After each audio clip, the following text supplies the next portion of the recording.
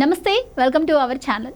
జగన్ కళ్ళల్లో ఆనందం చూడాలనే తపనతో ఆయన సీఎంగా ఉండగా ఎంతో మంది ఐఏఎస్, ఐపీఎస్ అధికారులు పనిచేశారు. తత్ఫలితంగా జగన్ కూడా వారికి ఏదో ఒక తాయిలం ఇచ్చేవారు.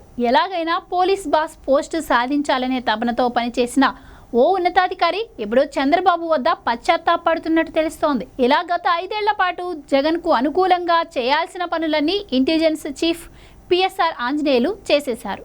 ఇప్పుడు ఆయన పడుతున్న పాటలు పోలీస్ శాఖలో చర్చనీయాంశమయ్యాయి. సీఎంగా జగన్ ఉన్నప్పుడు తాడేపల్లి ప్యాలెస్ నుంచే అక్రమ వ్యవహారాలు చక్కబెట్టిన ఆంజనేయులు ఇప్పుడు ప్రభుత్వం మారడంతో హైదరాబాద్లో చంద్రబాబు ఇంటి చుట్టూ ప్రదక్షిణలు చేస్తున్నట్టు చెబుతున్నారు. అమరావతిలో చంద్రబాబుకు ఎంతో మంది అధికారులు వచ్చి ఆయన సీఎం అయినందుకు శుభాకాంక్షలు తెలిపారు. పిఎస్ఆర్ ఆంజనేయులు కూడా వచ్చారు. కానీ ఆయన్ను సిబ్బంది లోపలికి అనుమతి ఇవ్వలేదు. అలా 2 సార్లు ఆయనకు చేదు అనుభవమే ఎదురైంది.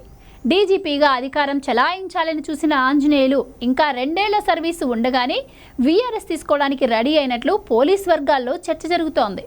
జిల్లాల్లో ఎస్పీగా ఎన్కౌంటర్లతో హైలైట్ అయ్యారు.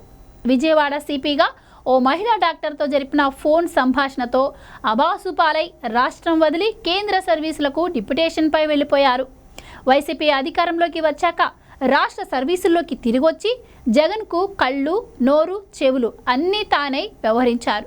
తర్వాత మెల్లగా ఇంటెలిజెన్స్ చీఫ్ అయ్యారు. కోడెల అచ్చెన్నాయుడు, జేసీ ప్రభాకర్ రెడ్డిలపై అక్రమ కేసులు బనాయించి జగన్ కళ్ళల్లో ఆంజనేయులు ఆనందం చూశారు.